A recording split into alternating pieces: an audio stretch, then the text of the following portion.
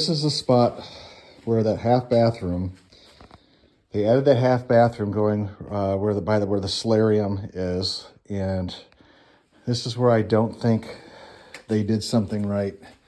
So you can see this is the stack, the drain. They ran that drain there for the toilet going back, and the little one there is for the sink.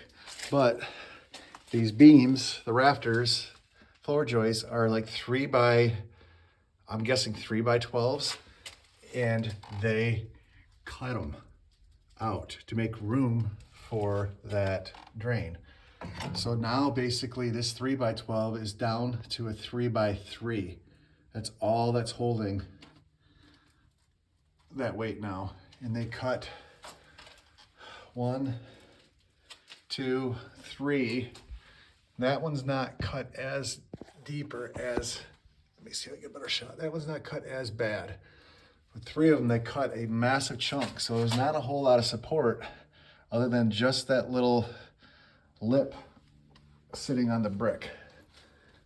So I don't know what you do about that. I wish they wouldn't have cut it. So I don't know why they had to cut it so far back. Like, it just made no sense. They could have left 4 more inches. Like, it wasn't in the way of that pipe at all. They could have let that thing ride on top all the way, but they cut it out. There's where it goes up for the toilet, and you can see it just wasn't all done that long ago. Modern plywood, modern rubber boot, that just connects PVC together. So this wall here, I mean, the bottom plate and everything, it's hard to see, just so much disintegration, but we're gonna go out this door, and this will wrap us around everything underneath the solarium and the front porch. All right, so this room here, there's that wrought iron gate leading to outside. The interior part of all the brick seems pretty good. The beams are all fine that touch the interior part of the brick. So this is the foundation holding up the house. This is the foundation holding up the outside edge of the porch. So the solarium is right above me. And that's where we're getting all this rot in the beams. And again, I think it's coming from that outside lip in all the tile, mortar joints, just letting water drip through. I think that dirt that they got stacked up so far, I would take that grade down a little bit to let some of that brick breathe. And then maybe you can tuck point, remortar some of this. But yeah, all these beams, it's disintegration. I'm guessing it's from some calcium and stuff that's in that concrete and mortar, and it's just mixing with air and water and just eating everything.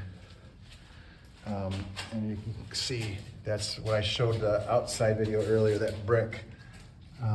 That's the gaps in between, so it needs to be mortared better.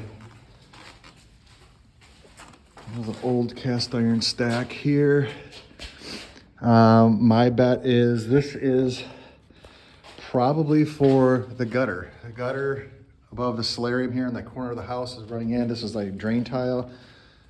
So maybe just having maybe a sewer scope just to make sure they're not plugged and the water's actually draining away from the house. And they're not just backing up in the gutter. I don't know all these temporary stanchion posts in here. They did all this, like everything is just gone. Marty says that quote was $25,000 for all the beams. I think that he forgot about the garage, because he said each one was about $2,500.